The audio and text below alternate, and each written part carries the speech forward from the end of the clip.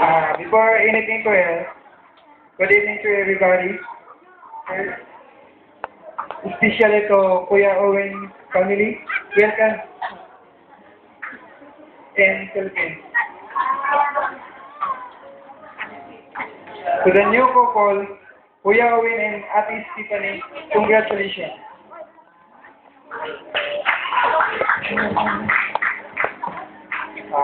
For Kuya Owen, youth, welcome to our family. That since then we are so grateful and thankful that you are already part of our family. I wish that both of you have a good life, a good marriage. Nakabahan sila. I do have a request to you, Kuya Owen. Please do take care of my sister Stephanie.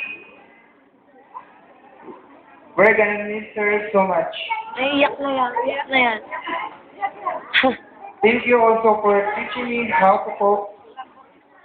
But I'm very appreciative so much for those things you do. I will do you it one day of it. You are a nice brother-in-law to us. Thank you very much. To my sister, wish you good luck for a new family ahead. Just always remember that we always be here for you. Adi sana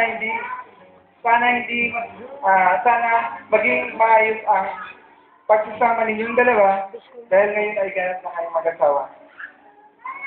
At kahit na may asawa ka na din, sana hindi ka magbago sa iyong ugali. At sana gabayan ka po kayo ng buong may kapal. Once more, congratulations. Happy life ahead for both of you.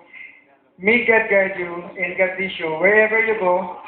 More success in life and happy wedding. Thank you all very much.